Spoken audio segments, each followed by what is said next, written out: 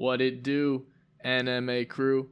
Hey man, listen, today I'm going to be coming at you guys with a quick rant about the 1987 anthology anime movie Robot Carnival, which was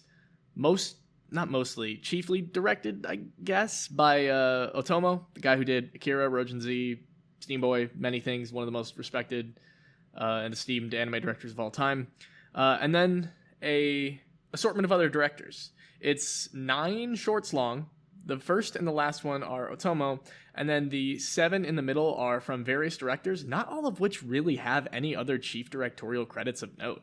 The one that stuck out to me was one of the guys was the chief director of Blood, the Last Vampire, that movie, and his short was really, really good. I really, really appreciated that. But there's a bit of a variance in quality, but overall it was just such a fun animation showcase, and there were so many times during it where I was like, how have I not heard more people talking about this? I feel like I'm watching one of the classic 80s anime movies right now, especially during the intro with the Robot Carnival title card, which is my favorite title card entrance of anything ever, where it's this giant tank of industrial imagery and entertainment that just crushes an entire city of innocent people, and as it's coming over the horizon, everybody's freaking out about like the earth shaking and everyone being about to die. It just says Robot Carnival on the front of the tank over the horizon, and it's just so sick. And then the ending is also amazing, where they sort of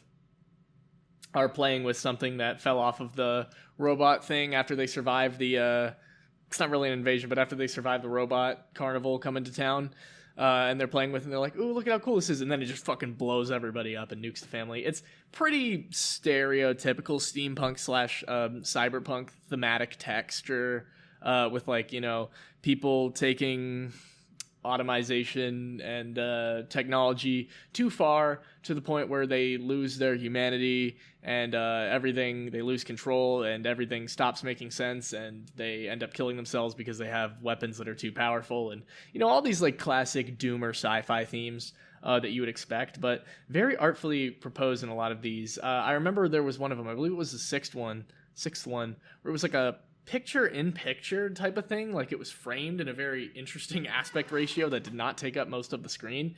And it was just this robot kid walking through all of time and watching the fucking entire course of humanity before completing his mission and going up to humanity. And I found that one really interesting. These are 9 shorts that total in 90 minutes, but they're not all just 10 minutes. The longest one was 20, and it was like the weakest one, which is funny to me. I mean, it had a lot of really strong imagery. I screen capped a lot of that one just because one of the character designs was amazing, but I didn't totally get the point. There were a few of these that I just didn't, that kind of just went over my head, to be honest. I got a lot of them, and I got the message that a lot of them were trying to tell. But when it comes to that one, when it comes to the one with the girl who, like, is flying around and then she sees the mecha, and then like the guy who was cheating on her gives her shit back. I didn't understand that one at all. But the one that I did understand, which was sick, was the Edo period Gundam battle, where it was just like these 2 mechas. One of them was like charcoal powered, and the other one was powered by like those bicycles, like, you know, those old timey cartoon things where you run around in a circle really fast to power up the whole thing.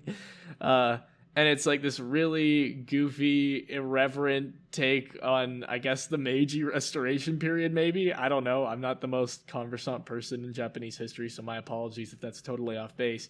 But sort of the sudden, stark increase in influence from the West and adoption of like a bunch of like Western ideals, sort of during that vague time period, and these people just like working together to fight off this hilarious German mad scientist guy, who's just like an old cartoon Tom and Jerry villain. There's a lot of like funny, weird slapstick stuff going on. There's a lot of themes of hubris and falling short, but being super confident that you're definitely right. You know, just a lot of great goofy stuff. And at the end of there's a really nice comedic punchline. They like have the entire city destroyed, and they're like, "Yeah, you know what? We did it." The girl's like, "What? No, we didn't do it. We totally failed. Like, everybody just died because a giant freaking traffic cone robot just fell on top of all the buildings." And he's like, "Yeah, I know. We did it." So yeah, that one had some nice punch, some nice comedy, amazing concept with the Edo period pseudo mecha fight. That's just so awesome, badass. The soundtrack went hard on that. Soundtrack throughout this entire movie was full of noteworthy tracks. One of them was like damn near just an AMV, like the third one I believe it was. The first one was like this guy reviving Frankenstein, and it's animated just like so beautifully and hauntingly, and it's so perfect. It's like exactly everything you'd want from like an 80s OVA with a horror tinge. And then, oh god, what was my favorite though? God, there were a lot of good ones, especially towards the end, that are now escaping me.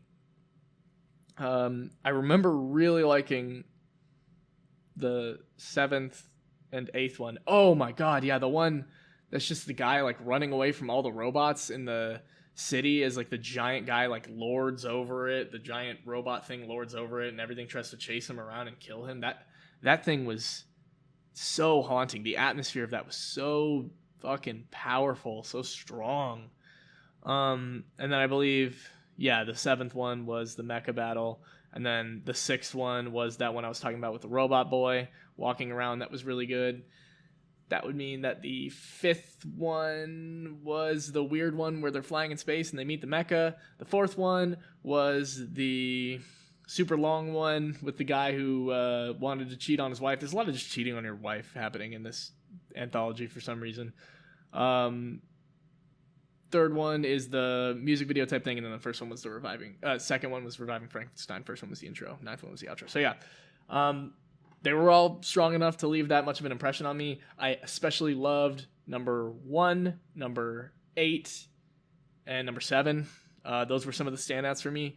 But a lot of really cool stuff there. A lot of really interesting directors that you're not going to see a lot of stuff from, in a pretty interesting genre that you don't see a lot of anymore these days. And I definitely recommend it. It was a great movie night, and, I consider it a success. Very, very good.